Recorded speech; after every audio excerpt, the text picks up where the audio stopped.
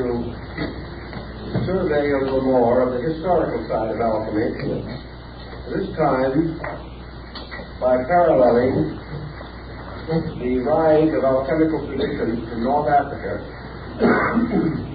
and its development among the Chinese. Chinese alchemy is quite different in spirit, methodology, from the European approach to this subject. And because of its comparative antiquity and the way in which it developed, we may have a clue to the obscure origin of European alchemy. We've already noted the great rise of the alchemistical symbolism with its extravagant use of emblematic devices and elaborate formulas coincided with the rise of the other mystical schools in Europe, and it should not be regarded as ancient as is popularly supposed. Now in China we find what may well be the building up of the pattern that finally led to the rise of European symbolical alchemy. In China, this mystical art is associated with the cult of Taoism.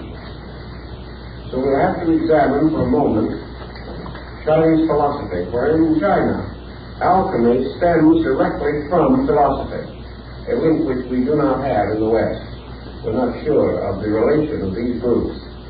But from the study of the Chinese, we may well begin to re-evaluate our Western historical approach. Taoism, arising as the result of the teachings of the obscure Chinese philosopher Lao Tzu, passed through three distinct stages in its development. The first, the philosophical; the second, the transcendental; and the third, the theological.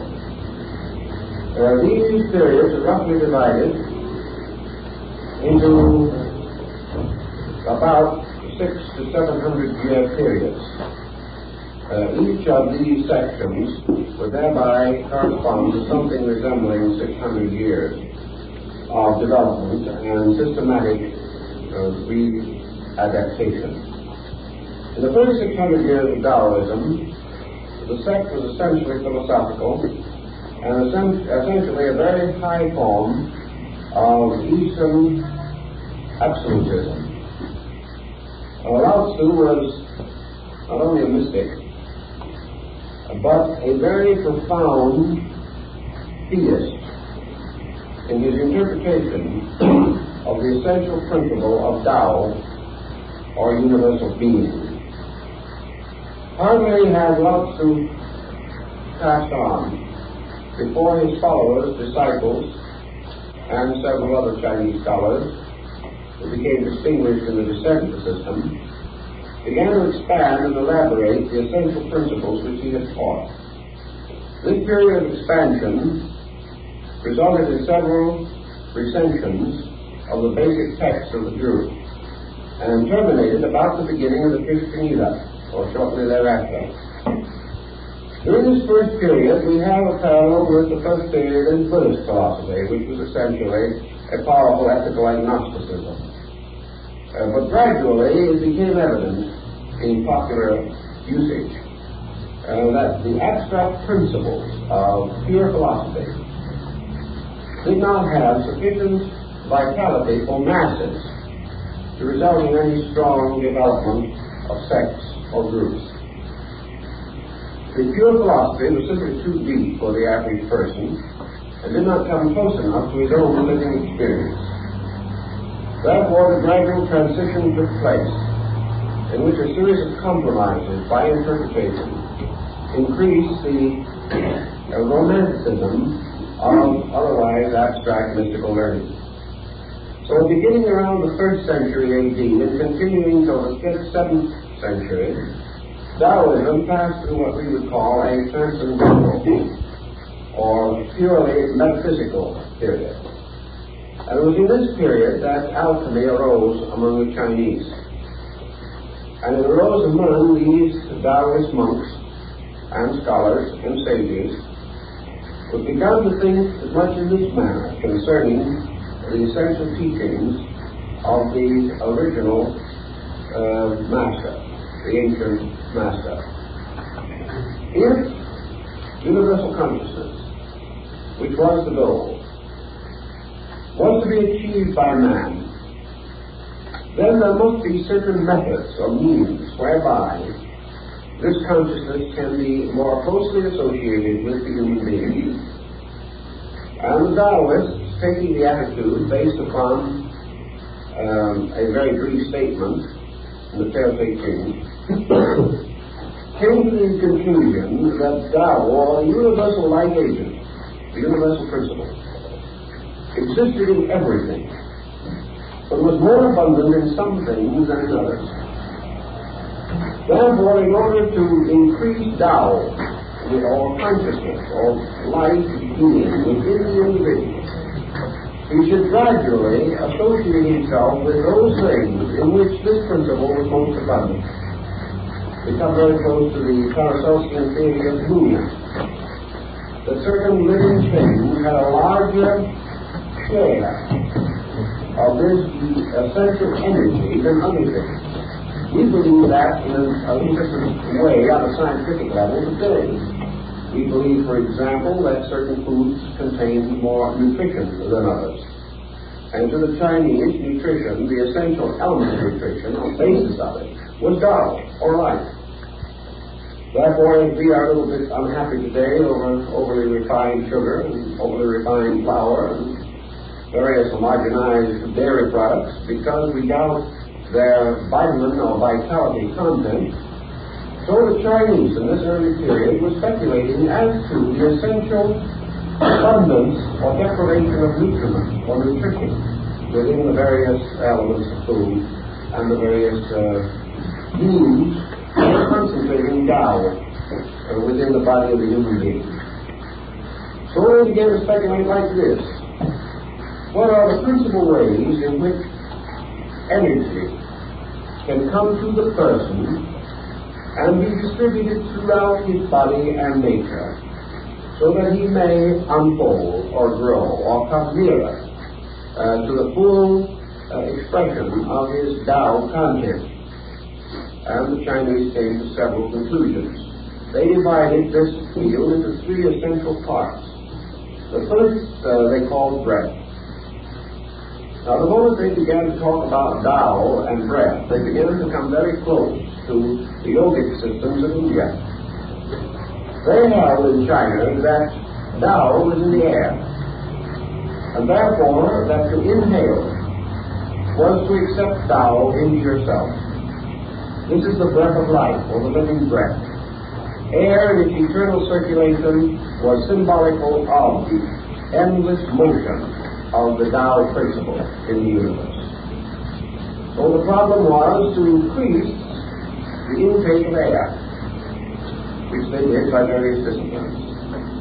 Also, through the development of esoteric arts, to use the will or the consciousness to distribute this air within the body, so that it could be more rapidly brought into direct contact with vital organs, nerve centers, and brain centers.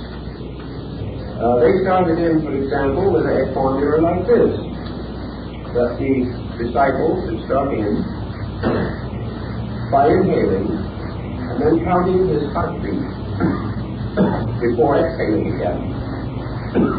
He could start by inhaling, holding his breath, and counting his heartbeat up to 100. At which time he should exhale. By doing so, he would increase the duration of the energy principle from the air, which remained longer within him. Also, at the same time, it would gather more negative or useless material to be disposed of. In other words, the Chinese referred to this process as body cleansing through breath. They held that the sage, through practice over a period of years, could finally reach the point where he could hold the breath and count to 1,000, which would be quite a long time, probably 2 or 3 minutes. And also, during this period of time, would accomplish what they call body cleansing. Now, the second part of breath was that Tao is absolute rhythm. And you can estimate the parallel between, for instance, this Chinese policy and Western calisthenics. You can see a good Westerner get up in front of the window, open it up, beat on his chest, take a deep breath, and actually explode. This is our way of doing everything. It's not subtle by any means. But then the West is not subtle. But the Taoist was subtle. So he told them what to do. He said, before you do this breathing process, you should take a feather and suspend it on a very fine thread or hair about 6 inches in front of your face. And in the process of both inhaling and exhaling, you must not disturb the feather's motion. You mustn't cause it to swing or sway or move. In other words, you must both inhale and exhale very quietly, without any sense of pressure. You must not hold the breath until you burst and it all comes out with one fell swoop that will blow the feather across the street. You have to do this all very rhythmically, very subtly. There must be no obvious breath. There must be no obvious exertion. It must be gradually to bring this process completely within the control of the will, and the breath moves so quietly, so silently, so subtly, that only those who were well acquainted with the system could even detect that you were breathing. Thus breath becomes absolutely smooth, as the Chinese call it. And by so doing, you have less and less human interference with this motion or rhythm. So the breath was one way in which they sought to cleanse and transform the internal part of the body. Now, the second thing they recommended was, of course, diet. And in the case of diet, they had some very strange ideas. For example, the Chinese rejected all grains. Instead of wheat being the staff of life and all that type of thing, they rejected grains of all kinds, the 5 grains which they knew. They said that the grains were detrimental to Tao. They insisted mostly upon fruit and green vegetables and foods that were exceedingly light. They felt that any weight of food within the body, even though this weight might be of a very solid and substantial nutritive quality, was too coarse, too mundane to serve the purposes of Tao. That the universal energy principle found in plants was most easily assimilable directly from a living plant that was uncooked, and that it was also assimilable from the plant itself rather than from its fruit or seed. Therefore, the stalk, the stem, the leaf, the flower even, was more abundant in Tao than the final consummation of this plant in its fruit or seed. Because in the process of transforming into its final fruit or seed, a transition occurred in the nature of Tao, and it was not so readily available to the body. Thus the Chinese held that universal life could be quickly taken in to certain types of plants and plant life.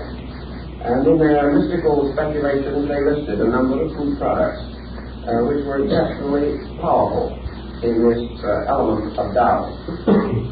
Now, the third phase of their research dealt with what they call discipline. Having used breath as one means, having used food intake as a third, as a second, the third was the actual use of the mind and the consciousness itself to draw or collect Tao. We then come in again to a very mystical expression of their concept or doctrine. Not only did they use the attention of consciousness to draw this energy, but they then moved this consciousness throughout their own bodies, directing Tao and distributing it by voluntary action of the will. But whether it was the food or the breathing or the consciousness, it all had to be very rhythmic, very subtle, with a minimum of action of any kind, a floating of life upon the surface of action. Never for a moment this tremendous intensity with which we associate activity in the West. Now the purpose of these 3 disciplines was the achievement of the mystery of immortality. And this corresponds very largely with the Western alchemical concept of the elixir of life. This mysterious substance that if properly prepared and properly used would prolong life indefinitely. The Chinese have an old character who lived, according to their records, probably around 1,000 years BC, who is their equivalent to Methuselah. He's supposed to have lived 800 years. And he's supposed to have lived almost entirely on Tao. In other words, he was maintained by an invisible energy in the air. And these Chinese scholars were quite confident that by means of a complete adjustment of their own bodies, their minds, their emotions, their diet, their breath, their thoughts, a complete adjustment with Tao or universal life, that if they could become like immortality, they would be immortal.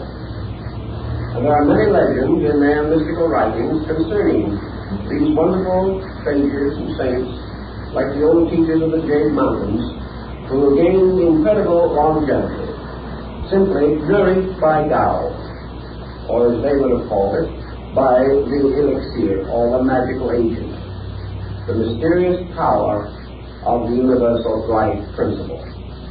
Even the Chinese use the term medicine, or substance, or elixir, to represent this Tao, or free energy in space.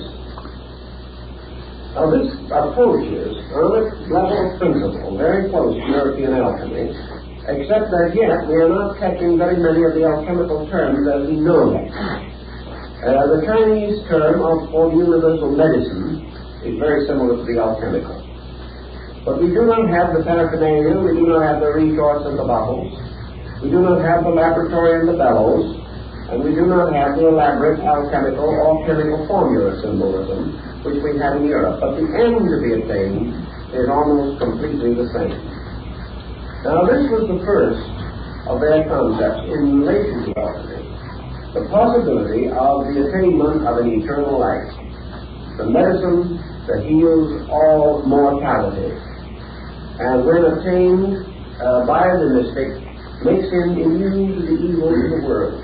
Not only is he protected against sickness and age, but he is protected against the evils of any creature that might attempt to attack him or endanger him. He is indestructible because he is identical with Tao, because the interval between himself and universal life has been reduced to a minimum.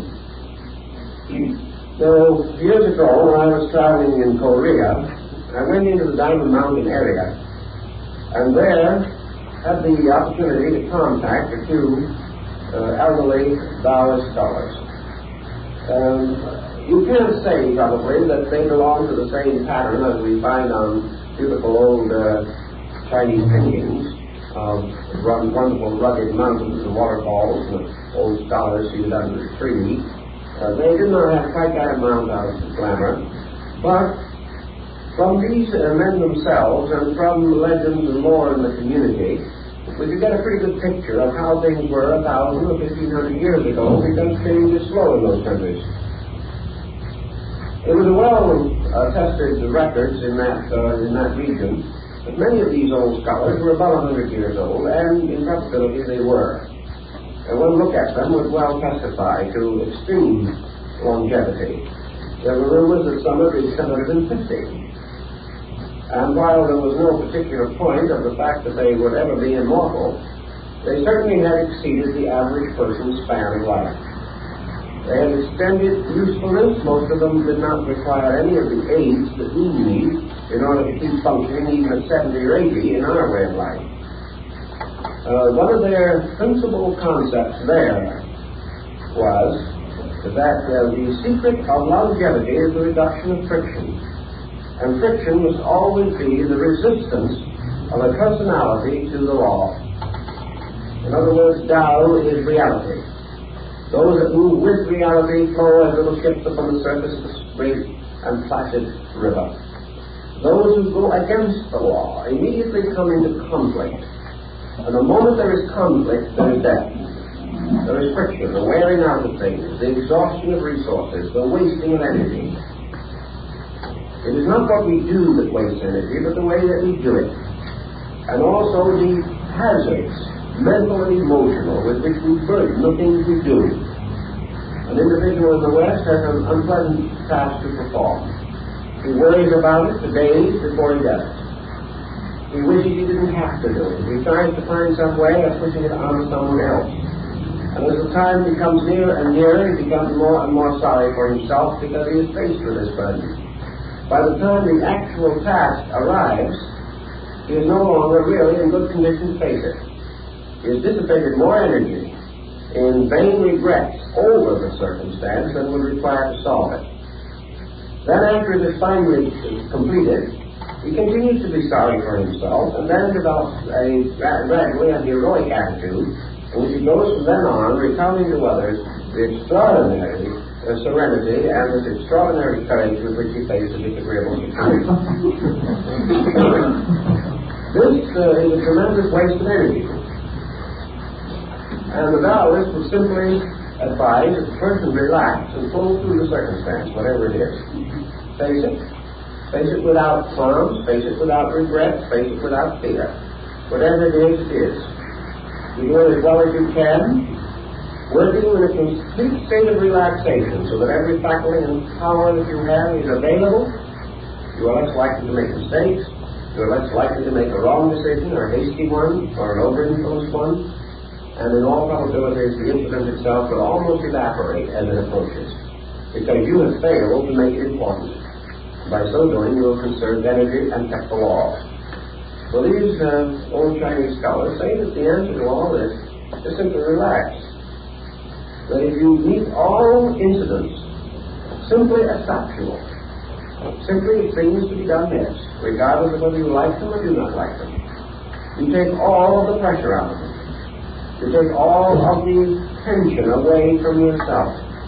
And as a result, you accomplish more, you enjoy better health, and no matter how busy your life may be, you have time to sit in your bamboo grove and write poetry. The Taoist monks who have watched Europeans in China and in other countries in their way of life point out that even the busiest man in the West could sit in his bamboo grove if he wanted to. If he only did the things that he is doing now, but did them with absolute lack of attention, he would find that instead of taking all day, it would take 2 or 3 hours, and he could write at least one extra poem every day. It depends on how we do things. And in Taoism, this smooth way, the quiet way, the peaceful way of doing everything is the way of immortality. It is also the best preventive we know for ulcers, one of the serious difficulties of our modern life. So all of this lies into one pattern, and that is the Taoist concept of the possibility that man, by special knowledge, by arts, by sciences, by the investigation of natural law, will finally achieve eternal life, which they regarded as not impossible, although they did not claim that they had attained it.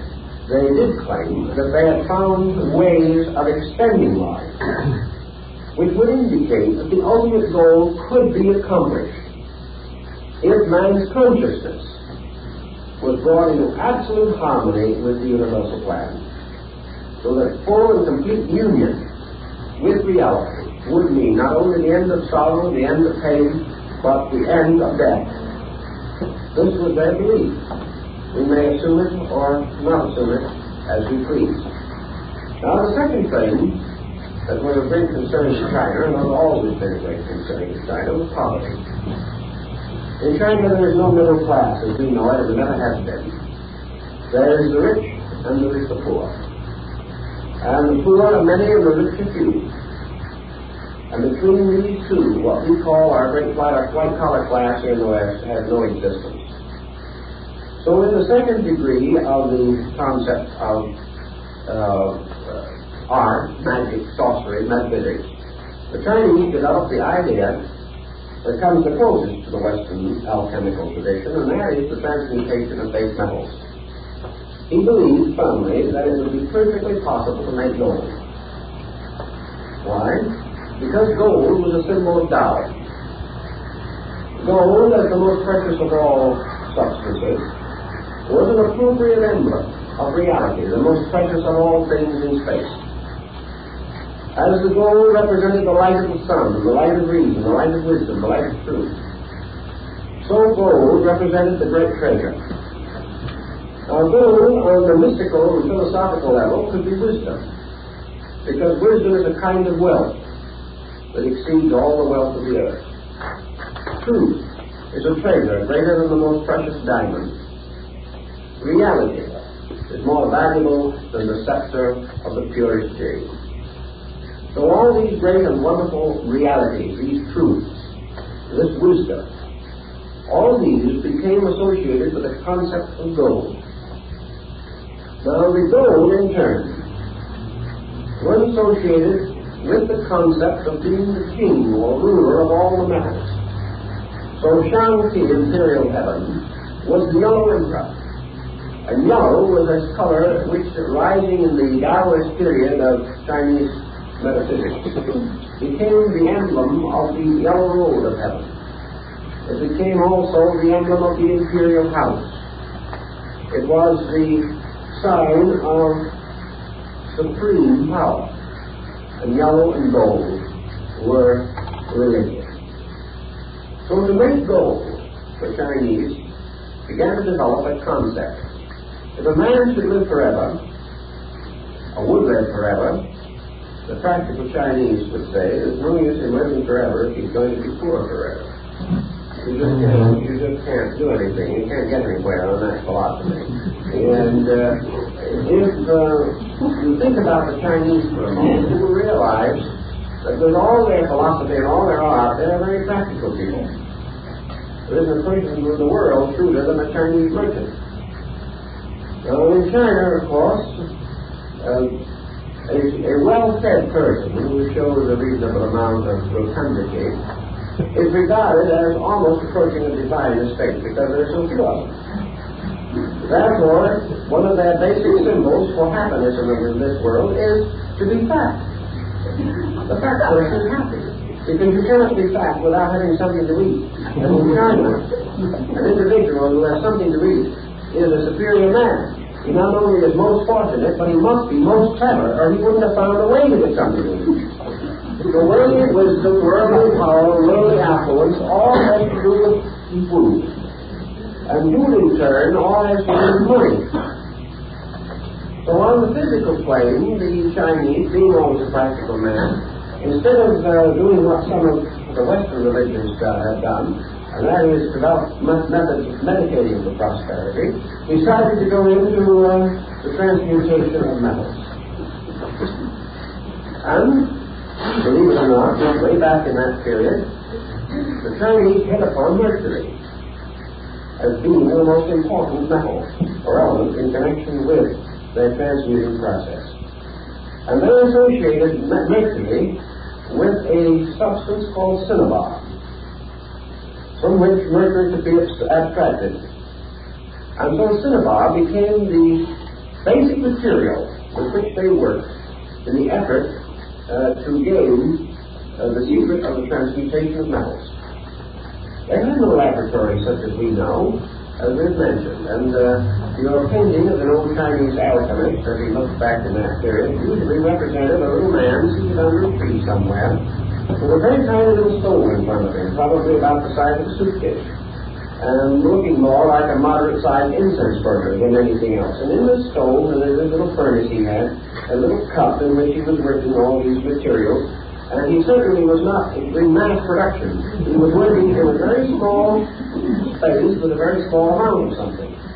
But he was very busy and just as conscientious and absorbed in his activity as any Western chemist.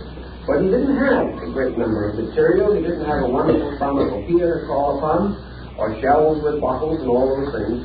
He was more or less working with one little container, one little group of substances which he probably carried in a little box in his sash or something of that nature. It was all done on a very personal and intimate scale. But he was looking for a means of transmuting base metal into gold. And he held that the reason he knew it could be done was because, on the level of philosophy, his own base metals, his person, could be transformed. If he, as a person, could be transmuted from a state of ignorance to a state of wisdom, then on the level of the metals, base metals must be susceptible of changing. Man can change. Man can perform the alchemical mystery in his soul. And that which is possible to the soul, by analogy, is also possible to the body. So For the Chinese alchemist was convinced that the rules and regulations by which he could achieve his own identity with Tao could be used to bring all base substance into an identity with gold, which was Tao. It never occurred to him for a moment to question that this group of analogies was essentially correct. Now, as we have in the West a great many accounts of transmutation, so we also have in the East. And there are many old Taoist hermits who are supposed to have been able to go on indefinitely, performing great and wonderful charities, and by means of the gold which they were able to manufacture. Now, there was another element that came in connection with this, and perhaps this had a bearing on it, although we're not too sure of all the elements involved. Unfortunately, we have as much knowledge of Chinese literature as we have of Roman. It would probably have changed across the Western civilization, but we don't have it. In the Taoist work, the problem of the production of medicines under magical formulas for the curing of various diseases developed very rapidly. The Chinese had a strange and rather eccentric group of medications, but they still were quite shrewd, quite wise, and quite gifted in their ability to treat many ailments for which we have no immediate solution. But in their medicines, one of the most important and priceless ingredients, particularly in their mystical remedies, was gold. Now, you know, as we all know, that it would probably have been very hard for Socrates to have gotten the gold if he had wanted to do any chemical experimentation. He probably never had the price of one small Greek gold coin, or at least very seldom had it. These old chemists working with various medications in China were monks. They were poor persons who had renounced worldliness, so-called, to go into scholarship and study and meditation. Gold was for the emperor, not for the monks. Gold was not for an old hermit somewhere among the mountains, unless he happened to be fortunate enough to live in an area where he could maybe mine a little gold or pan a little gold himself. For the most part, he had no contact with these elements. Therefore, to him it was necessary to manufacture them. And there is a legend or tradition that the Taoists made gold for the purpose of their medicine, not for its own sake, but because they needed it as an ingredient in something else. Not being able to buy it, not being able to afford to get it, and not being likely to receive it as a gift under the economic conditions of China, they had to learn some way of making and manufacturing either gold or a synthetic material which had the same attributes. But in the course of their experimentations, they also manufactured synthetic stones. They manufactured synthetic jade and amber. They perfected a great many chemical formulas, as did the European alchemists, who gradually enriched the entire code of chemistry through their various researchers in related fields. So we have the second of the two desirable things. One is the elixir of life. The other is the transmutation of metals and the formation of synthetic stones, which is the equivalent of the philosopher's stone.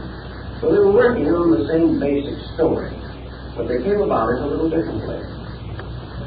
Taoism continued to exercise a comparatively powerful influence in China, especially in this metaphysical field, until about the 7th or 8th century, when it began to tangle with the newly rising strength of Buddhism.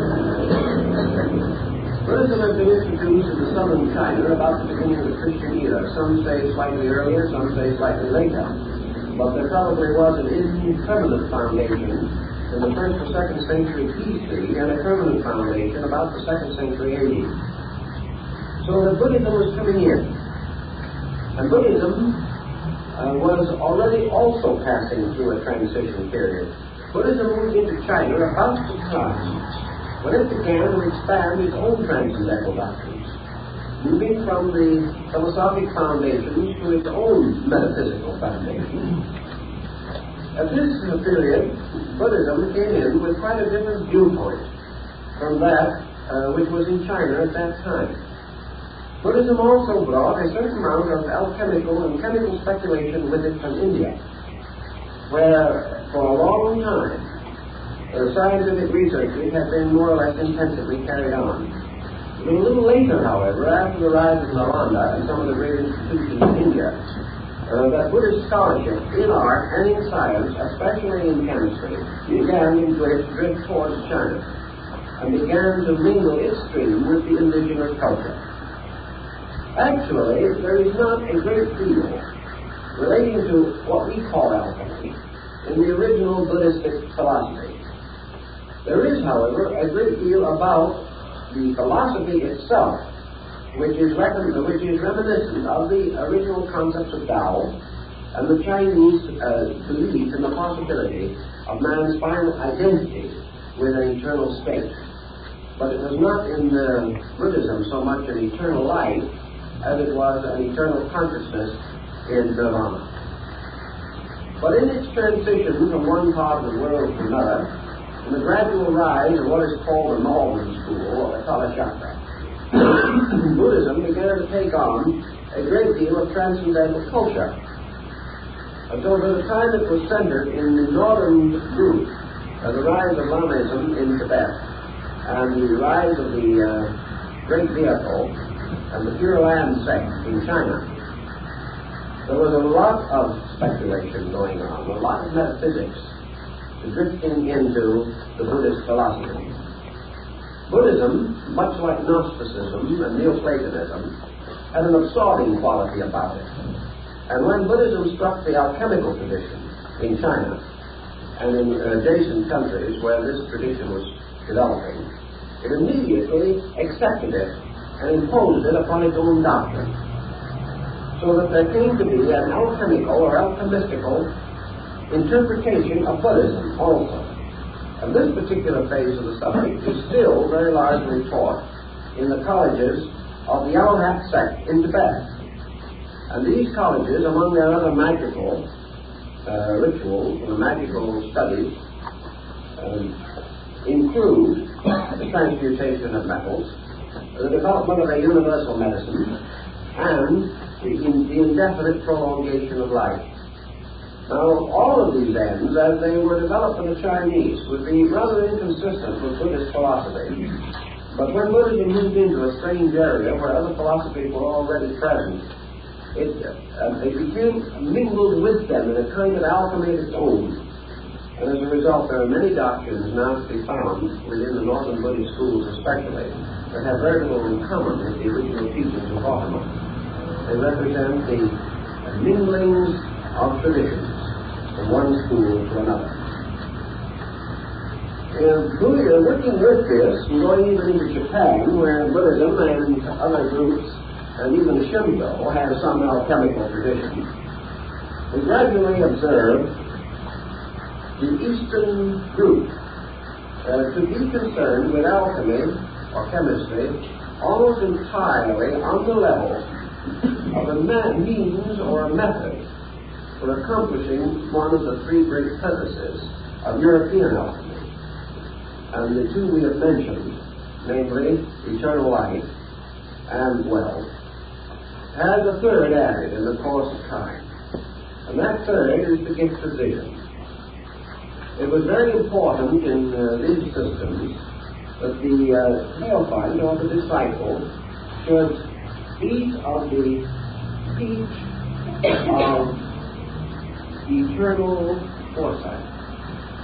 In other words, the power of immortality implied with it also a complete and eternal knowledge of all things happening everywhere, an ability to mentally announce the future, to examine into the deepest secrets of the world and of life.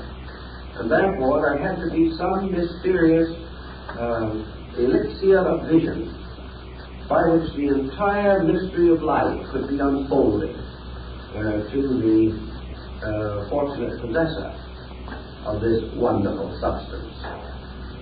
There's another interesting phase of this in the Taoistic concept that also mingled later with Buddhism, and that is that somewhere in the mysterious hinterland of things there is a place where the genii, or the spirits, or the immortals dwell. There is a mysterious, fabulous land far beyond the reach of the average person. And here, the wonderful beings whom we see in little figures of porcelain and bronze and wood today were supposed to have an actual existence. They were the sages who had eaten of the peach of immortality and had gone off to join the city of the immortals, where the scholars and the mystics and the alchemists and the magicians all live together forever in eternal bliss, somewhere beyond those mysterious mountains that encircle the great Middle Empire. So your would-be alchemist, your mystic to come, believe definitely in the intercession of those who had already achieved the mystery. Because when you have immortal life and eternal wisdom and all wealth, you were a kind of super being. You might come floating down out of the sky riding on the back of a plane, for example. Or you might step off of your familiar dragon in front of his house someday and explain to him all the secrets of life. These people definitely had the belief that there were spirits, and that these spirits possessed these secrets. In Europe you had the same thing, because you had elementaries. And Paracelsus even believed that you could capture and hold these elementaries or beings, that they could give you the secret of the stone and all these wonderful and mysterious powers that had to do with the control of the elements of nature. So we now have the sage, the perfect one, the mysterious elder, who has the stone, and who becomes the equivalent of the European adept. And the Taoist adepts are these wonderful, pleasant-faced old gentlemen with long beards and high foreheads. They're associated with wonderful creatures, dragons and griffins, and wonderful birds and beasts, with knotted staffs and crooked sticks in their hands, and carrying bottles and carrying baskets and carrying bags in which all the paraphernalia and wonders of their knowledge, these was all concealed. Sometimes the genii would sit down on the bag and the bag would float up in space with him. It was anything you wanted. It was magic. And in this second period of Taoism, everything was magic. And magic also could cause you to communicate with these beings. And these beings could take you to the city of the gods, and there they could teach you this mystery of the stone. They could give you the secrets and formulas that you had sought for so desperately and so patiently through the years.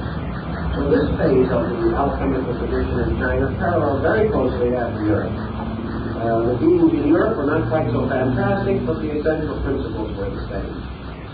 That it was possible for you to receive instruction from a master of the art would already achieve this.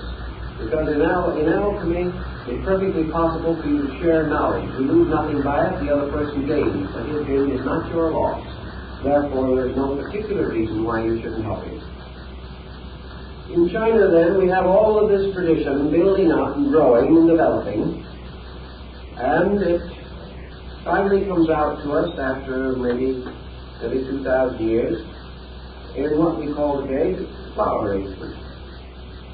Whether in the Moribana school or the Ikenobo schools of Japan, the arrangement of flowers, the tea ceremony, all of these things, the incense ceremony, all have to do with the same principles, the same rules, the same ideas that underlie the Taoist concept of alchemy. So we'll take a little time to go into that, and we'll try to show you exactly what is intended. Now we mentioned in the Western tradition the presence of three essential elements, which must be united or brought together in the mystery of the stone. In the West they're called the king and the queen and Mercury, or sulfur, salt, and mercury. Now in the Chinese concept, the sulfur is called heaven, the salt is called earth, and the mercury is called man. And the great triad in Chinese philosophy, and it finally came into European thought also, is the triad of heaven, earth, and man. This triad goes through all of their art, all of their sculpturing, all of their painting, every phase of their cultivation. And the reason, for example, in Chinese art, Oriental art, that instead of having the wide margin of the picture at the bottom, as we have it, they have it at the top and the narrow margin at the bottom. When we frame a print, we always frame it with a longer margin below and a shorter margin above. We think it's more artistic that way. When we print book pages, we always leave more margin at the bottom of the page and less at the top. Whereas in the Orient, they do exactly the opposite, because the upper margin is always heaven, which must be superior. The lower margin is always earth. And then between these is the work of art. And this is man, because man is the work of art. And art is skill perfecting nature. So heaven, earth, and man must always be represented. Heaven is above, earth is below, and the artist painted a picture in the middle. Therefore, he is man. And in this particular very interesting old mandala here, which is about 11th century, from the Nara period of Japan, you will find down here among the demons in the bottom of the picture is painting of the artist, a little portrait of the artist who did the picture. You can't see it. I am covering up the artist and all that. But sometimes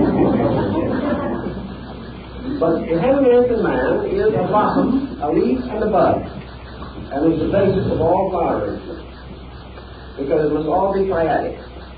Heaven, earth, and man is sulfur, salt, and mercury. So in producing all of their artworks, therefore, everything that they do is a formula. These formulas are so exact in Chinese art that it takes 500 years sometimes for one of these schools to permit a master to go to the extension of adding one more blossom to a suite of cherry flowers. There must be just so many. And it's a major division and major rise within a school if one more petal is added to a flower. Everything is so completely systematized and integrated under rules, complete canons of law. In Taoism, therefore, we have this over-concept of Tao containing within itself, within its own eternity, heaven, earth, and man, which also returns to us in the Confucian doctrine.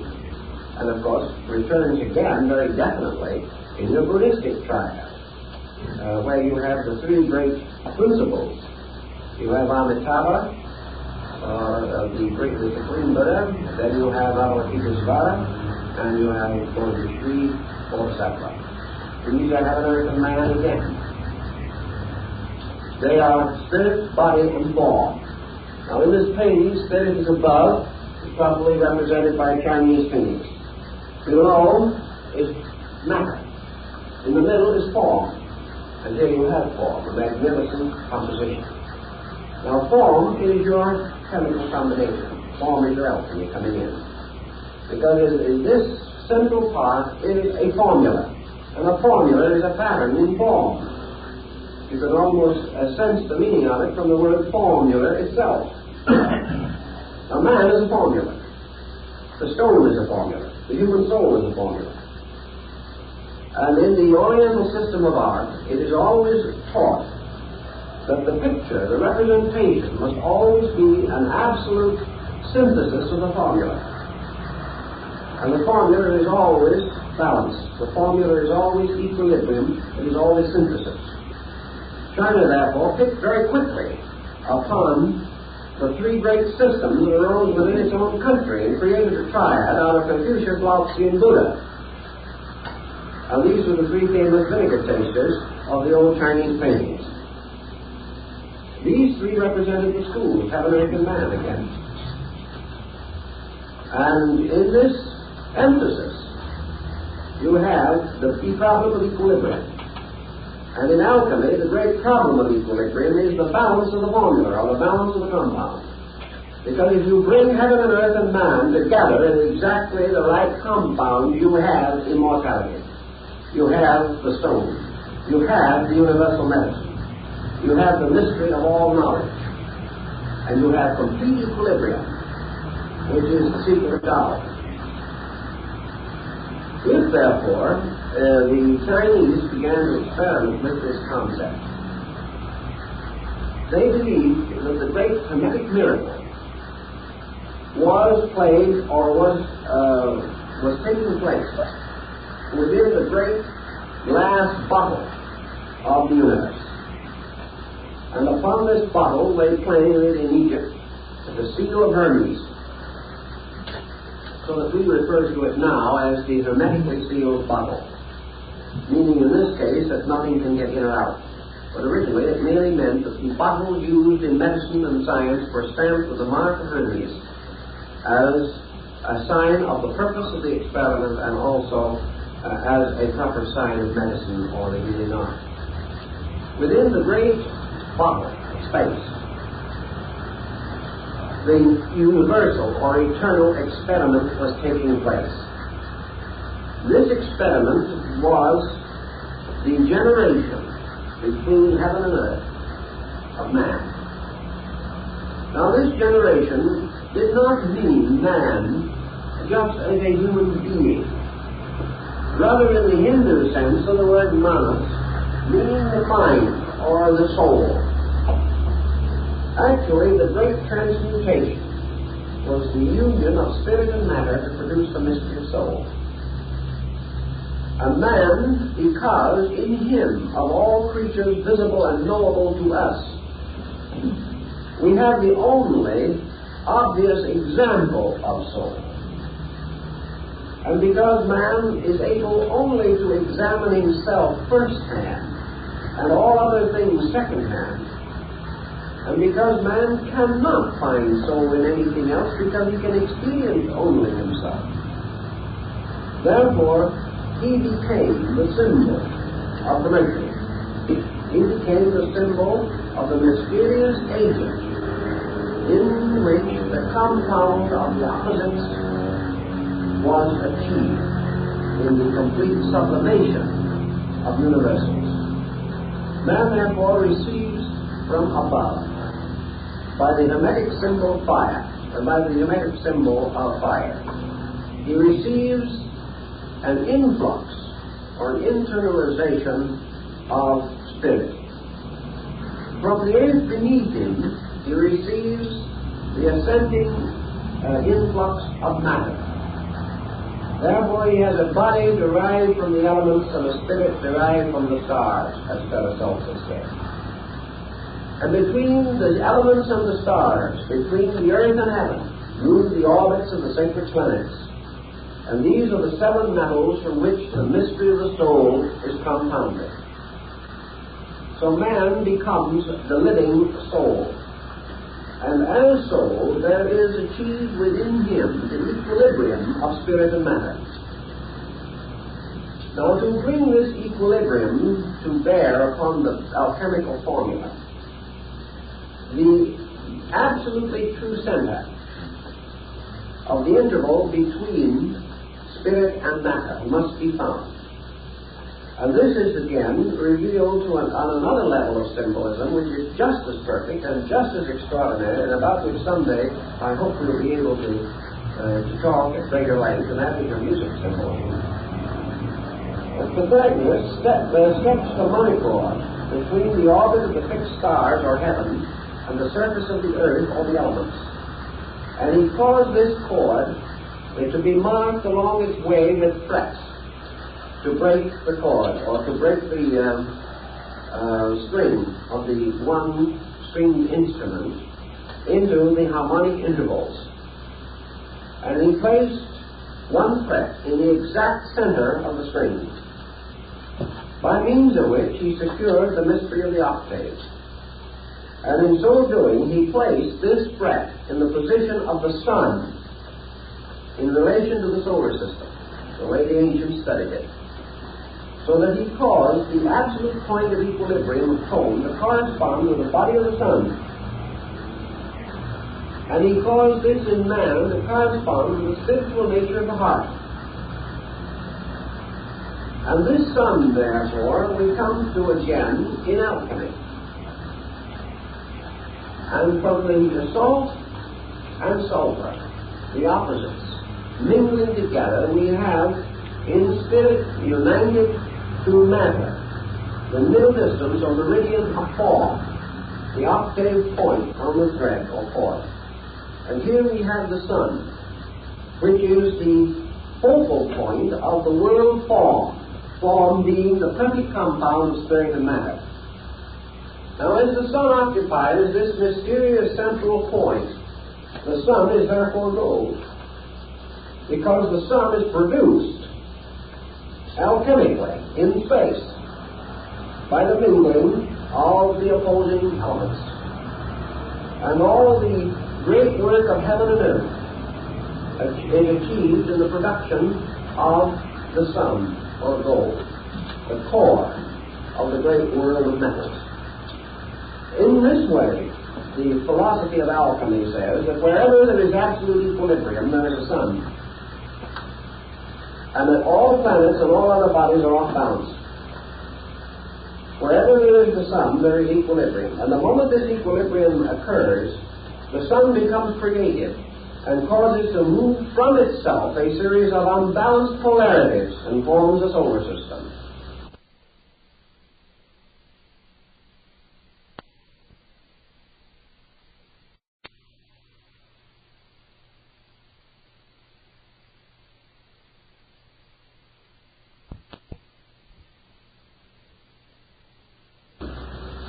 And when the units forming this solar system are achieved balance within themselves, they each become a sun and generate again. Now, in man, the Chinese say, he receives his spirit from imperial heaven, the Yellow Emperor. He receives his body from the Great Mother. He brings these two, spirit and matter, into equilibrium and produces a sun. S-U-N. And this sun is the soul. And the soul is therefore composed of gold. Not physical gold, but the same kind of gold that is always created by equilibrium. The moment equilibrium is created in the alchemical mysticism, the gold within a thing is caused to be released. Because wherever there is gold, there is a potential equilibrium. And as I think I told you on another occasion, research at Dornach in Switzerland has shown that gold, colloidal gold, is a sovereign remedy for ailments of the heart. Heart, sun, gold, soul. They are all part of one sequence of values. Now, according to the Chinese, there is gold in everything, just as the Europeans have. Now, what is the gold in everything? What is the seed of gold that must always be present in every single thing that exists? The answer is that everything has within it the potential of equilibrium.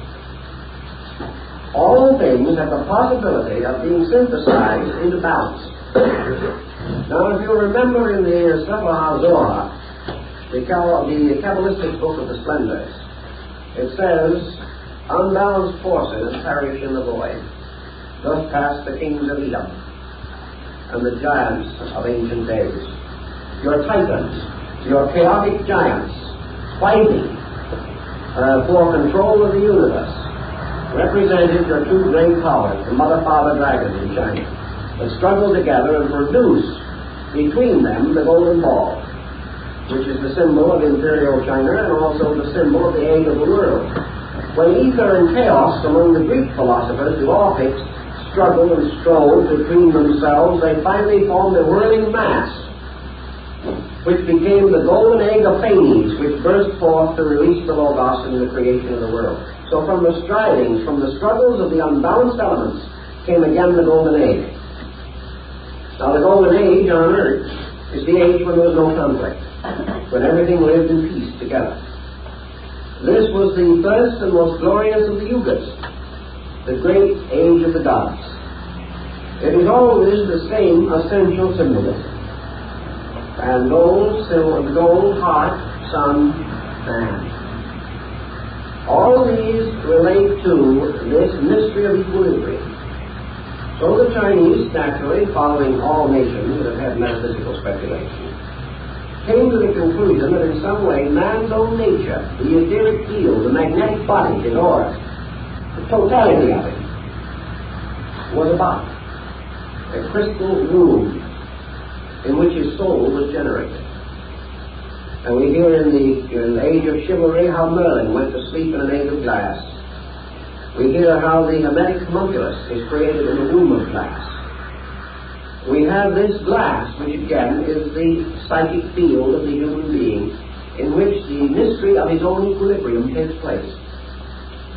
This mystery of equilibrium is represented in the Chinese by the yang-yin combination. The circle with the twisted form in it, which forms half black and half white content of the circle, but the two parts do not divide the circle evenly, but have that effect which we now recognize in connection with one of our large railroad companies, which uses this yin-yang symbol. And also, I believe it was used for a number of years as a symbol by the technocrats. It is a symbol of the two half spheres, but they're in motion, so that the hemispheres appear like two sperms or two living creatures, sometimes each one with a dot or eye in it.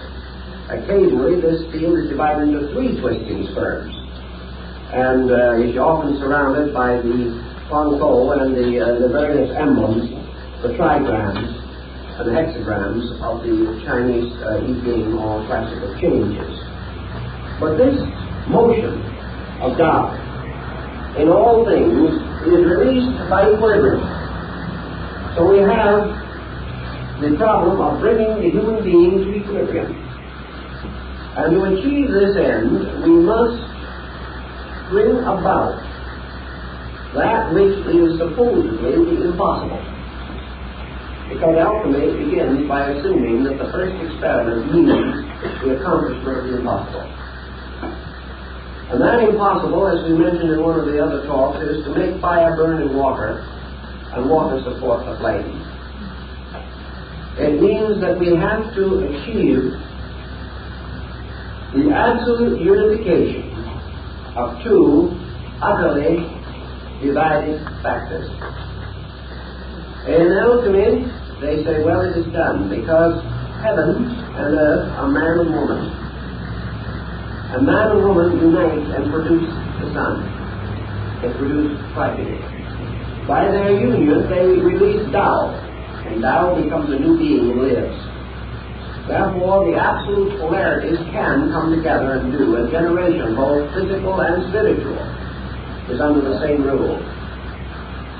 But in the problem of man's achievement of the stone, he has a spiritual seed, a spiritual profundity, a mystery that is completely free in space. The unicorn that can only be captured when the virgin ties her scarf to his horn. This absolute motion must therefore come into absolute reconciliation with that which is absolute stasis. That which is immovable must meld with that which is ultimate and eternal good. Spirit and matter, good and bad, life and death, dimensions, up and down, in and out, must all come to an absolute neutrality. So how is this to be accomplished? There's only one possible way in which it can be accomplished, and that is by an art which is capable of dominating and perfecting the work of nature. To achieve this art, then, in the case of man, the hermetic adept must appear. The mystery must be solved through the recognition of the formula of the complete transmutation. Now, in the Chinese philosophy, this formula is stated somewhat differently from the way that it is stated in Europe. And this formula in Chinese philosophy is something like this. The human being has an inside and outside. These are his opposites. Halfway between the inside and the outside is a focal point, which he calls self. Therefore, self, or ego, is a movable point somewhere within the chemical field of the mingling of the internal and external. Self is sustained from the outside by the sensory perceptions which are constantly contributing to its existence. Self is sustained from the inside by the descent of consciousness into specialized fields of action. So this self moves with the individual. It is a wandering point.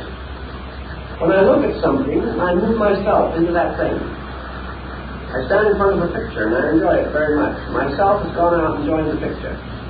After looking at it for a few minutes, I get tired of that, and I think of myself again, and it goes into my pocketbook, perhaps, and stays there for a little while to make sure that everything is safe and sound. Then after a few minutes more, it has another little bit of vagary bestowed upon it. It travels elsewhere. It travels off into something I want to do. I want a vacation next summer, so it goes off and joins the pine trees up in the mountains somewhere while I look at it. Then the self comes back and thinks a little bit about the job it's supposed to be doing to make a living here. Then the self drifts off and identifies itself with family and friends and children and begins to worry about them. Then the self picks up the new daily paper and at this moment identifies itself with the stock exchange.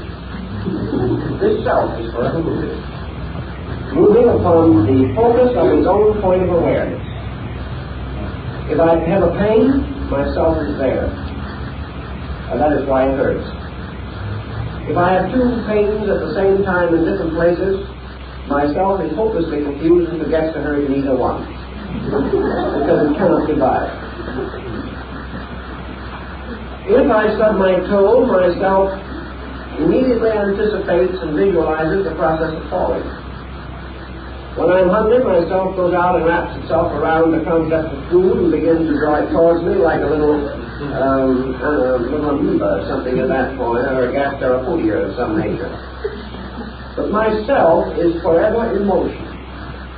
Today myself has a new idea, and I think Emerson is the greatest philosopher who ever lived. Next day I find out that Emerson had a bad disposition, so I move over and my philosophy centers on Immanuel Kant for a little while until I find out he took 20 years to propose to a young lady, and that doesn't sound like very good philosophy.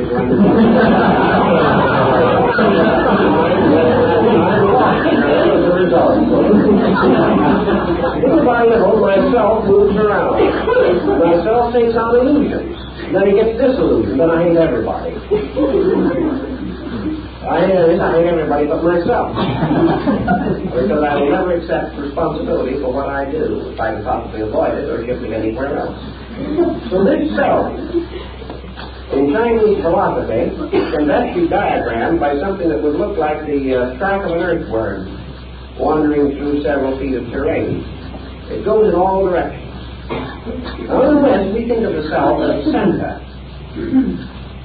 from which everything radiates and which forever remains the same. But the Chinese and the Hindus do not. They recognize this self as something that is like a will-o'-the-wisp. And its abode is anywhere and everywhere. And that it is an untamed thing which has to be bridled. And it has to be captured and held and trained like the wild horses of the gods, or no one can ride it. And that in this wandering around from here and there and everywhere, there is no balance. And that the work of alchemy is to draw the self inevitably and irresistibly to dead center and leave it there, so that it occupies the position of the dot in the circle. The moment it reaches dead center, it ceases to move, and everything else moves around it. This dead center is the true formula, the true point of the precipitation of the stone. Now, how to get this true dead center involves practically every system of philosophy that we know.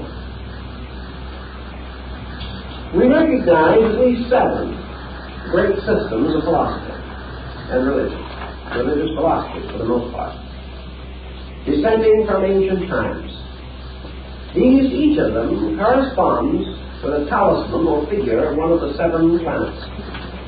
For the 7 religions and philosophies radiate the truth just as the 7 planets reflect the light of the sun.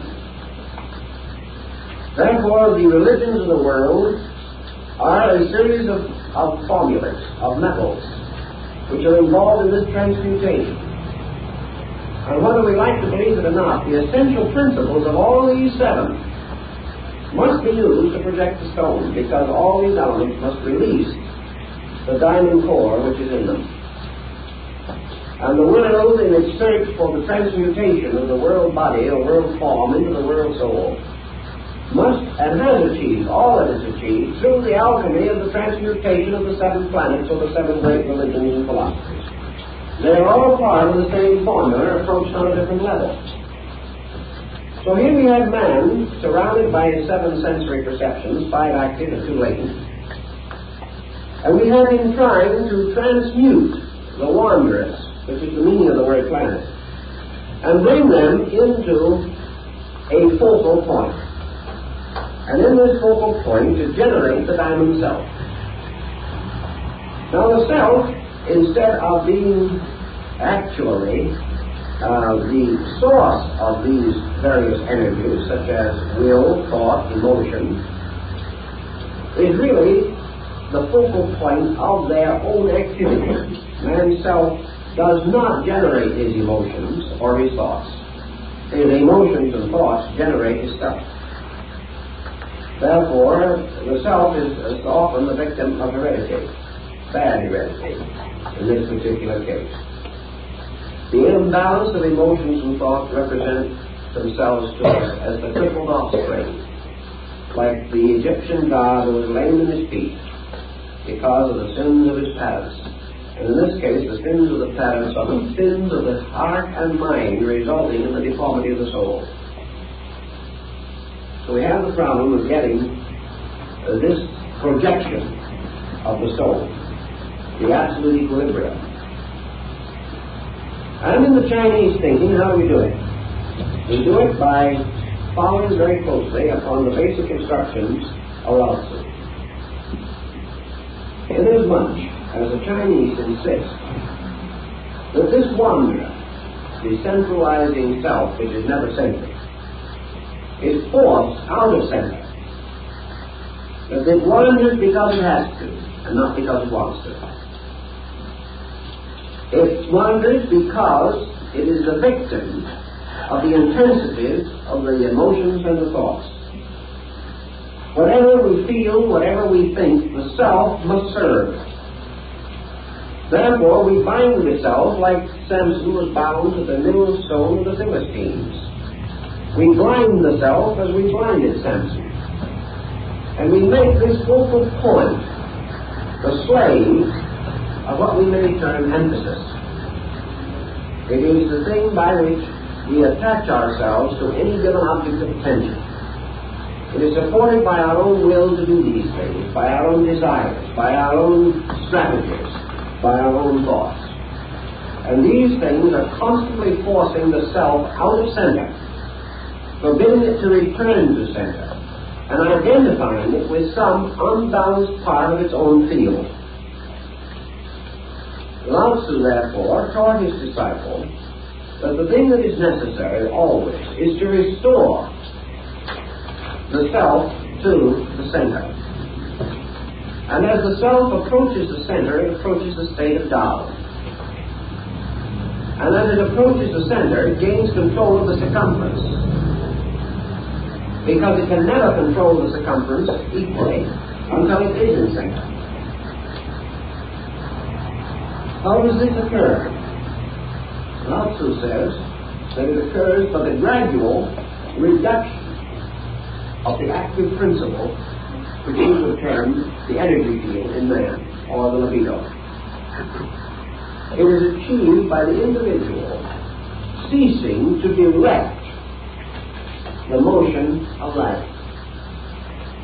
The moment the individual ceases to force life into some way, or some direction, or some activity, life immediately returns to equilibrium.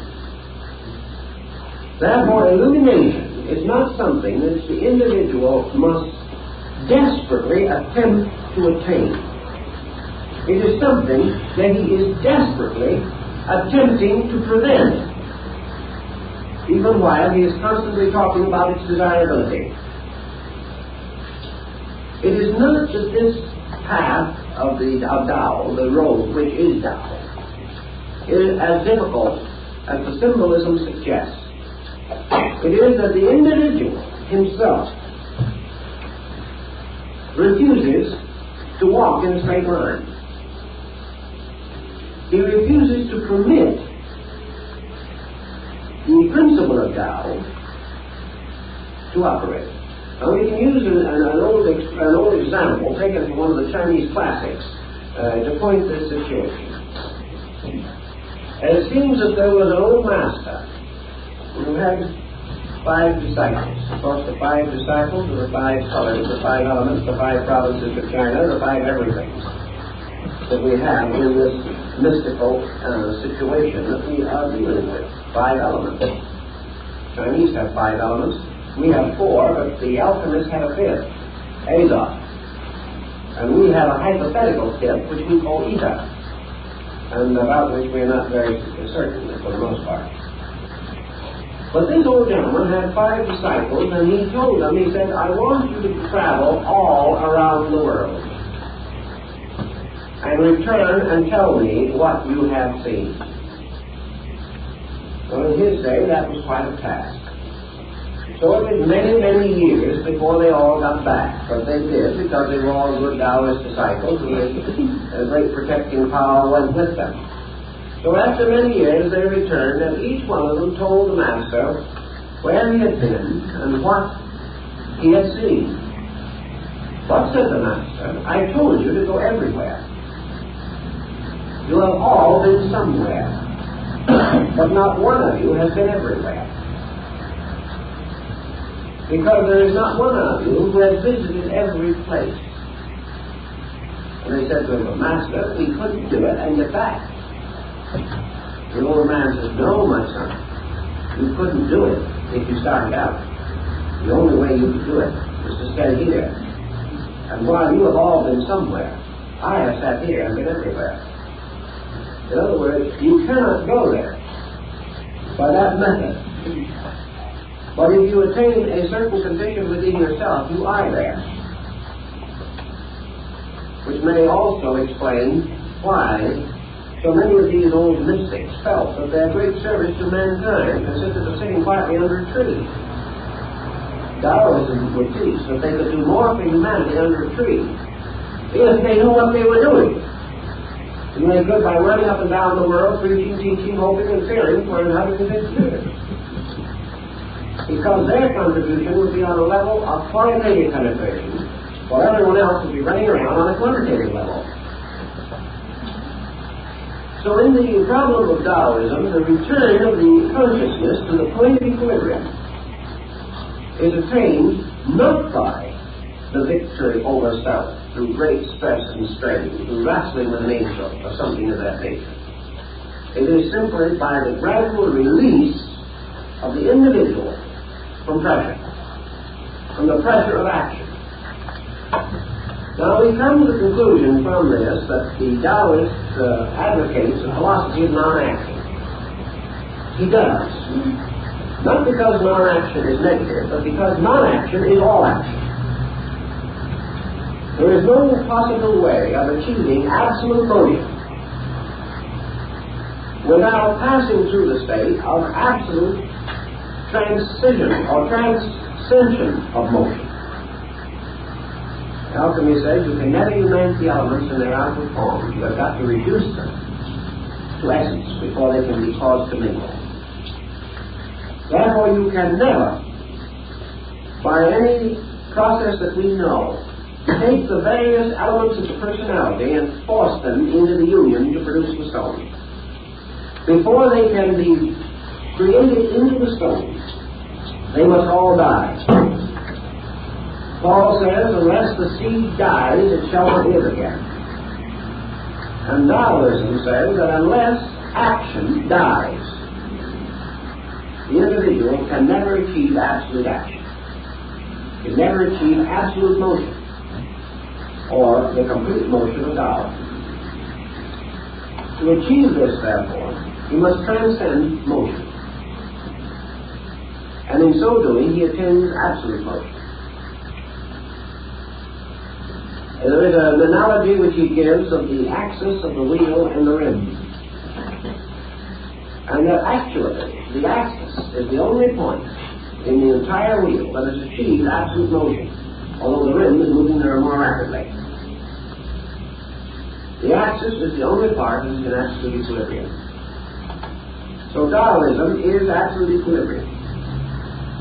And in the attainment of it, by the reduction of spirit and matter to their basic elements, to their basic principles, by the complete separation of them from action and inaction as we know it, they precipitate the motion of Tao, which is absolute action. And this is the absolute stone. This is absolute life and absolute immortality and the universal medicine and the absolute source of life. Because all these things depend entirely upon the individual achieving absolute balance within his own consciousness. When he achieves that balance, he then generates, he then achieves the creation of the crystal homunculus. Because out of that balance, the union of spirit and matter within himself will form his own psychic system, his own psychic nature. And he becomes a living soul with a spiritual core and a new transcendent nature or transcendent being, as the Chinese call it, within himself. This being is like the Taoist genii. It goes everywhere. It rides on the unicorn. It rides on the dragon. It is absolutely free from fetter and bond. It achieves everything by becoming completely free of everything. It is the only free spirit in space. And it is the only thing that cannot die. Because death is always unbalanced and conflict. And if these two cease, there can be no death. So the diamond soul of northern Buddhism, which supports the world, Vajrasattva, is the same thing, the same principle again. Buddhism has the same essential symbolism in the tremendous dynamic inaction of its religious art. The majority of your Buddhist figures sit serenely upon the blossoms of a lotus, with their eyes half closed, in complete posture of repose, symbol of transcendent action, symbol of the experience of Buddhahood, and representing to the Chinese consciousness the experience of Tao. Now, once Tao has been established within the individual, and his inaction becomes dynamic from within, every motion, every action, every manifestation of himself has to be with absolute rhythm. From that time on, anything that he touches becomes priceless because of the perfect energy of his own consciousness. Anything he does perfectly. A good example of that is your technique in your Zen issue in Japan of painting and art. When the Buddhists or other religious artists decides to paint a religious painting, he doesn't get a model. He doesn't start in making sketches. He doesn't go through any of the procedure of the Western artist, who may do almost anything from chewing his pencils up and down. The first thing that he does before he paints a religious subject is to realize that this subject must be released. It must express itself from within himself. Therefore, he begins by meditation. He stretches his silk where he's going to use it. He sits down quietly in front of it and enters into an inner experience of life. As he gradually releases from his own consciousness, his own understanding of the thing he wants to paint, moving it from within his own internal completely, he gradually visualizes onto this piece of silk the complete picture that he intends to paint. He does so without any effort, without any strenuosity, without any question as to whether it is going to be right or wrong.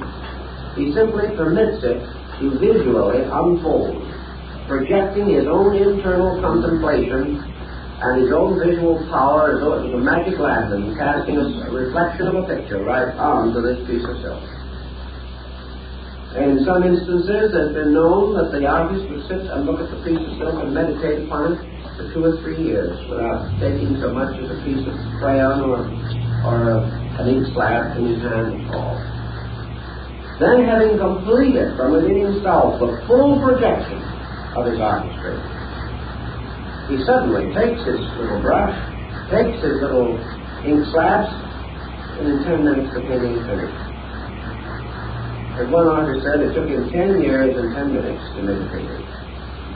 Everyone thought he worked on it for a long time. He worked for the 10 minutes, and he grew for the 10 years. And the combination was a great work of art.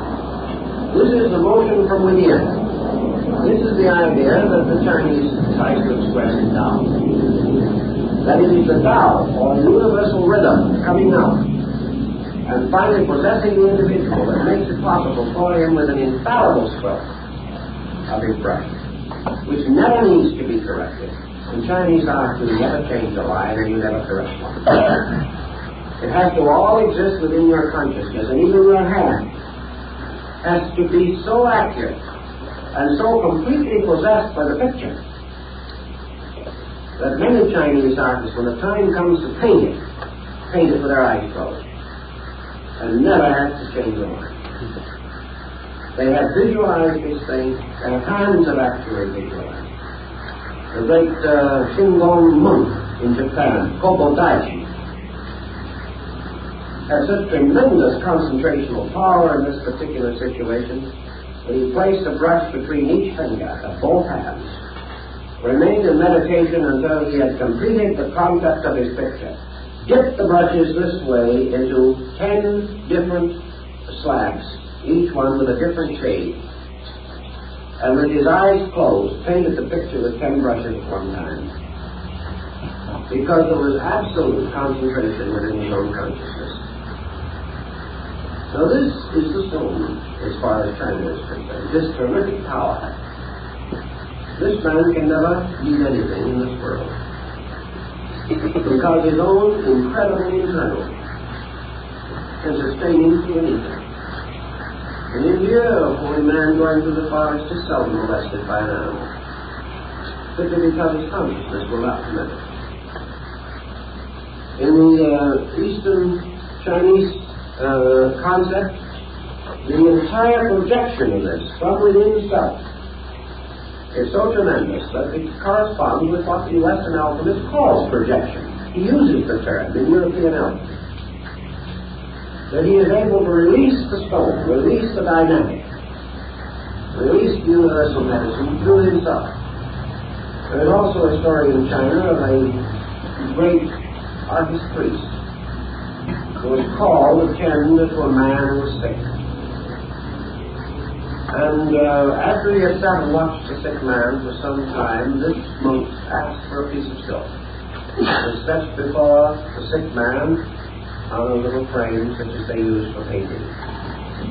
And after watching the sick man for a certain time, the monk reached over, dropped his brush into the ink slab, raised the brush and made a peculiar line on the silk, just one line. The sick man got well. Because the monk had captured the peculiar rhythm that was broken. And as the eyes of the sick man followed the rhythm of the line, it restored him internally. The Pythagoras claimed to have done the same thing by striking one chord from a lute. He was able to cure all kinds of sickness in that way. It was the symbol of the line.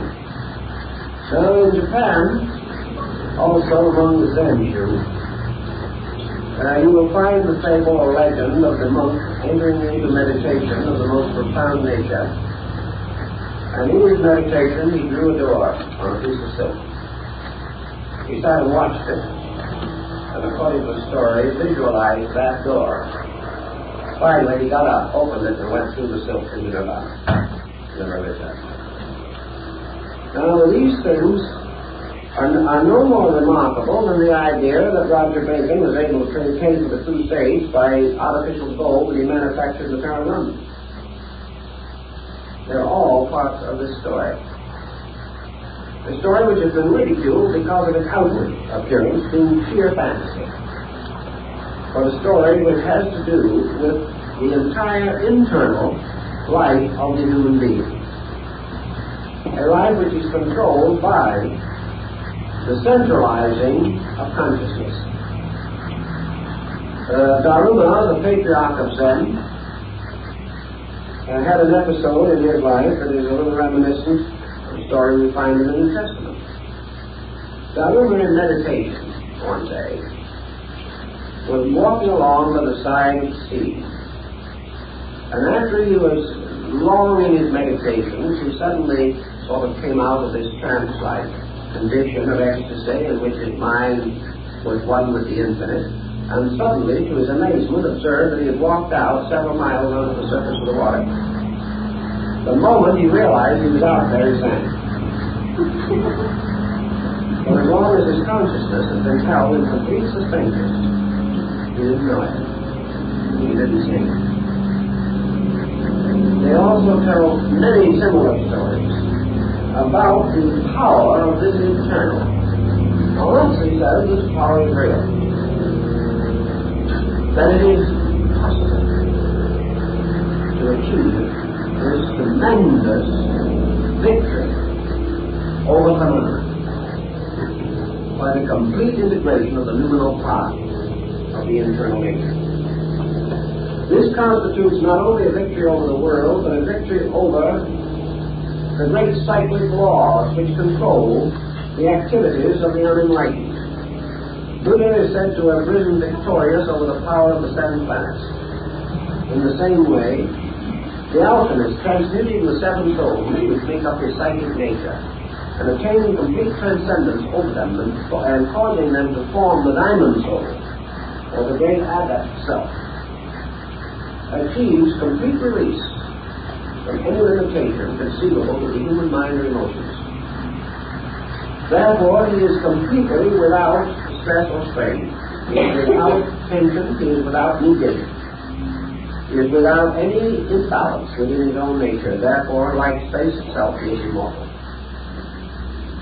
This was the Chinese concept of the transmutation, and I believe that the European concept, under the symbolism, was practically identical. There is no question in the world that this symbolism moving into the Near East influenced Arabic thinking, and much of our so-called chemical speculation came to Europe from Arabia and from Iran and from other areas in that general region. These chemical and physical chemical experiments are interesting for another reason. Which came first? Was alchemy the mad mother of chemistry, as some would have us believe? Or did physical chemistry arise from man's gradual recognition of great symbolical patterns within his own psychic nature? Is chemistry one of the expressions of the soul itself, interpreting itself through the symbolism of medicine and chemistry, and to a certain degree in philosophy and mathematics, all of which are involved in this subject? I am inclined to think that the alchemical symbolism arose out of man's own psychic recognition of these laws, and that man, attaining to a degree in sleep the relaxing from tension which he does not experience in daily living, that in sleep and dream phenomena he comes a little nearer to the threshold of this equilibrium. Sleep is probably a kind of equilibrium on a negative level. It is a kind of transcending of action. Therefore, sleep, death, initiation in the mysteries, all of these were always carried under one group of symbols. Sleep was always a symbol of death.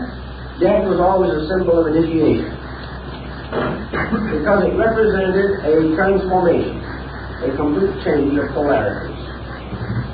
And in alchemy, the death of the mass, the death of man's 7 souls, must precede the resurrection.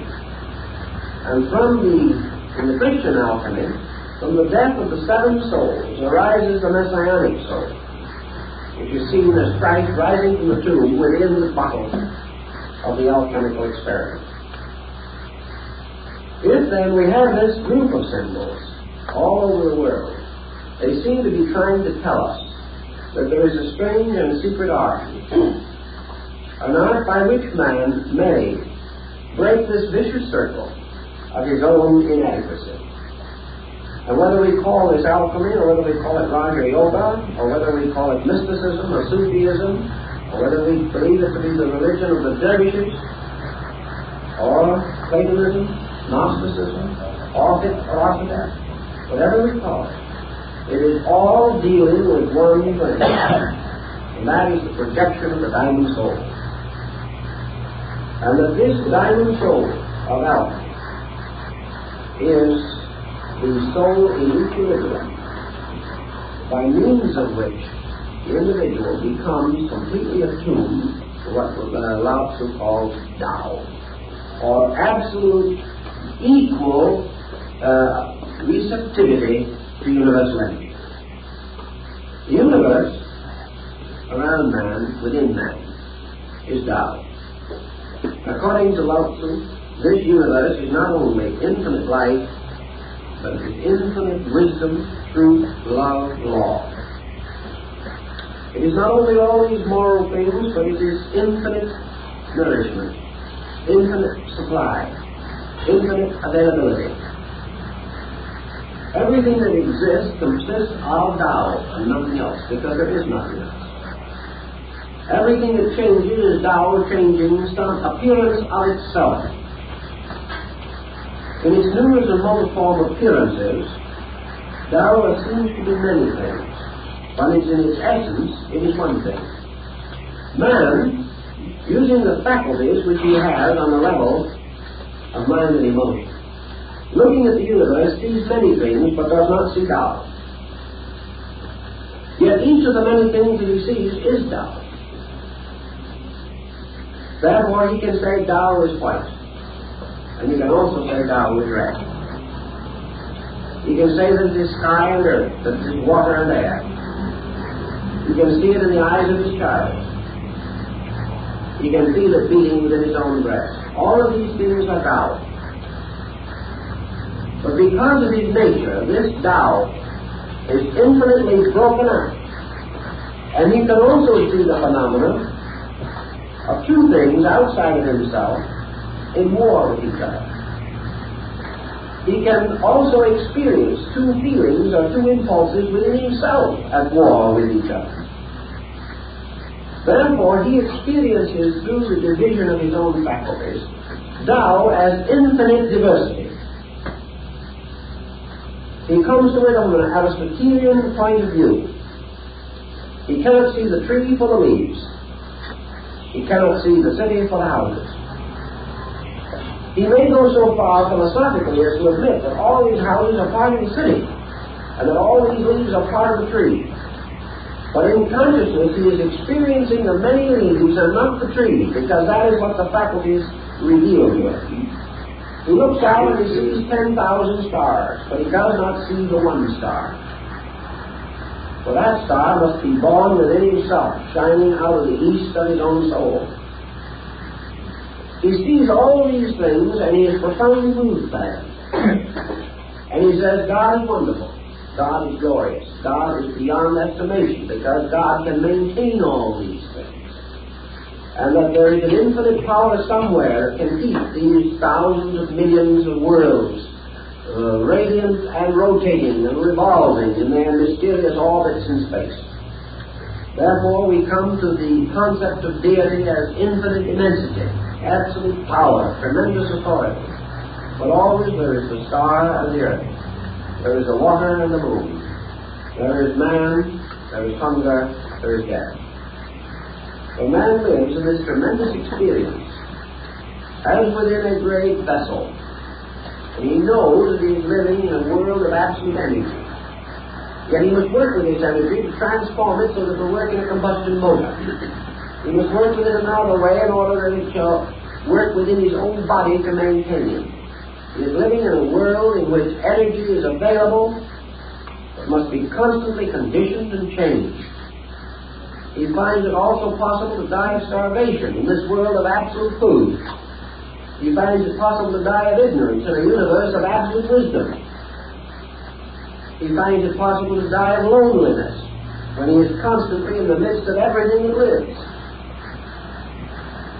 These are because he has not experienced God. Because he has experienced only the manyness. He has never experienced the tremendous dynamic of the dying self, or the soul. So gradually, through the experience of manyness, he begins to recognize the necessity of reuniting broken parts. And he creates formula. And formula is nothing but a method of achieving an end, a scientific method for accomplishing a given purpose. So we have in his great esoteric systems like Buddhism, and in the teachings of Yoga, Vedanta, and Taoism, and many others, he has the disciplines, the formulas, for the shifting of his sense from manyness to oneness, from the experience of God as all to the experience of God as one, a one which contains the all, or the experience from the experience of God as infinite action to God as inaction, which is supreme action. Now, our concept of action and inaction is that when action happens, we're doing things. When inaction sets in, we're not doing anything. The Chinese say that's no, that is it. That's because we are looking at it from our level. The truth of the matter is what we call action is the supreme inaction in space, and what we call inaction is complete action. Therefore, that the motion is not from action to inaction as positive to negative, but from action to inaction as from negative to positive. The Tao and Tao alone is positive action. Why is it positive action? Because it is the only action upon which all things depend and which in itself depends upon nothing. Everything that lives because of Tao. And yet try and find Tao. Try to find this complete suspension of action. Try to find Tao as the teacher. It will never speak. Try to find it as the friend. You can never embrace it. Try to find it as nutrition. You can never put it on a plate and eat it. Tao is infinite. Therefore, the experience of Tao is the experience of infinite. And the individual moving towards supreme action, finding that absolute action is absolute experience of infinite. And all else, comparatively, is inaction. Thus, internal action is supreme and external action is comparatively unimportant. The only reason we have to run up and down is because we do not know where we are going, and would not know if we got there. Thus, when the Taoist seeks this internalization, he is bringing together all of the disunity of his own psychic chemistry. He is reintegrating the seven souls to form the great soul. And he is then transmuting all activity, first into suspension of action, and finally to release through it Tao action. He calcines or burns up or exhausts all of his own personal actions. And out of the ashes of this, by palingenesis, he causes the flower of gold to grow. Or as in China, the little peach tree of gold upon which are the blossoms and fruit of immortality. Out of the complete calcination of all of the negative aspects of action, he releases Tao through action. Tao is the tree. In the Chinese formula, when man ceases to make mistakes, the great virtue operates. And it cannot operate until he stops making mistakes. So wisdom lies in ceasing to make mistakes. It doesn't lie in knowing all. It lies in no longer breaking laws. And then this state is reached, this state of equilibrium, then the gold grows. The seed of the soul is quickened by the suspension of action or by the reconciliation of broken parts, and immediately it grows. Bentley gives us the same story in the Mysterium Module. The tree of the soul rising from the root of gold is nothing but Tao growing up from the seed of equilibrium in human consciousness. And when this has been achieved, this tree also carries the 12 fruits which are for the healing of the nations. It is the tree of life. It is the sacred soma plant. It is everything which is for the nourishment of all that lives. But when this tree blossoms within the human soul, then we have the wonderful tree of the metals. We have the wonderful tree that is guarded forever and guided within the secret garden of alchemy, in which there are many drawings and figures in the ancient books. And also, in a strange way, this is the very peach tree under which Lao Tzu was born. Because he said he was born under a peach tree. Well, now everyone assumes that this is merely a little historical episode gathered from somewhere. But the tree under which he was born is the tree of immortality of the Taoist paradise.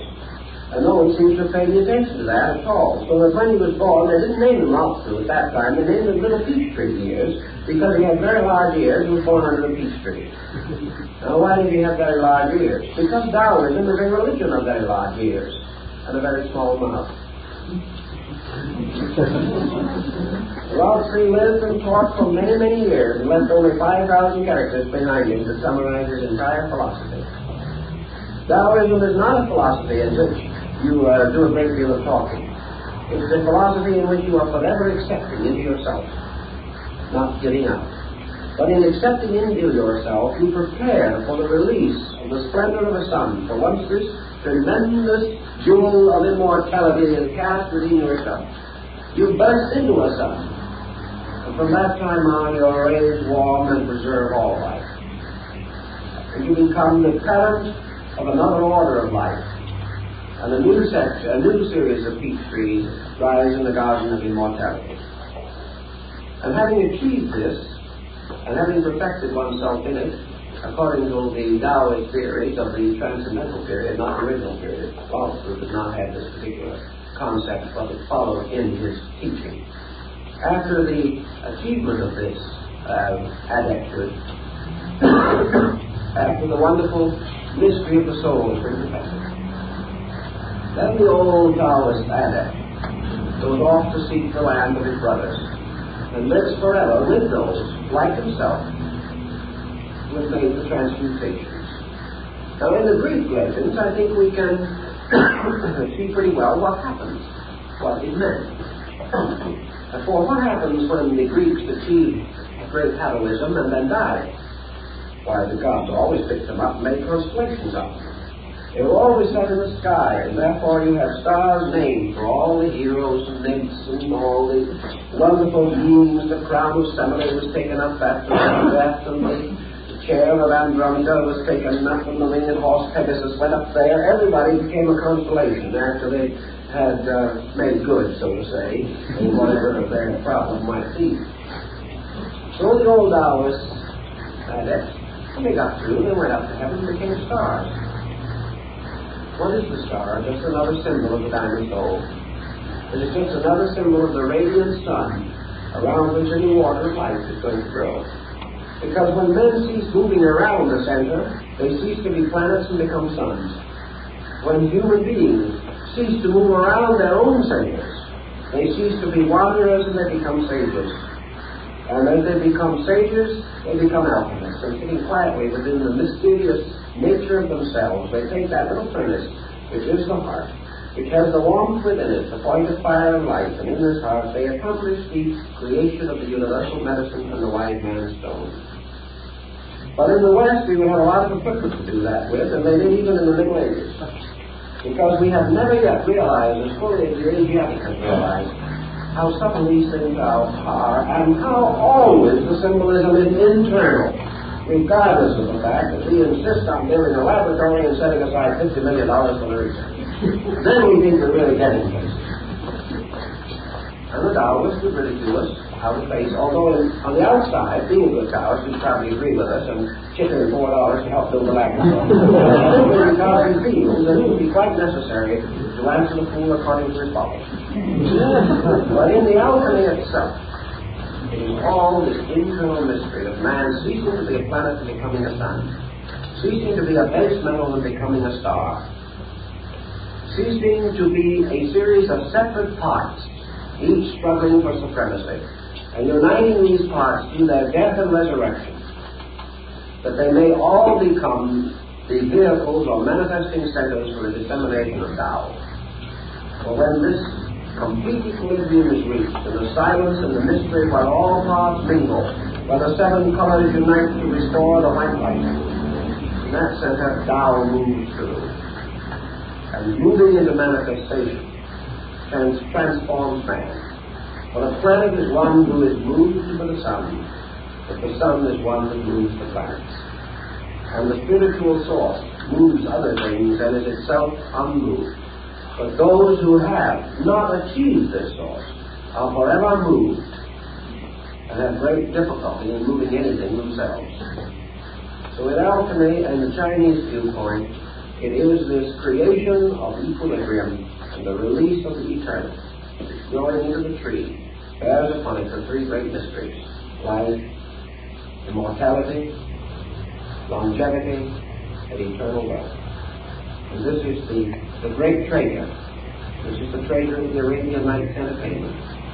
This is the treasure that all men come to seek, and to which they turn after all other treasures have failed.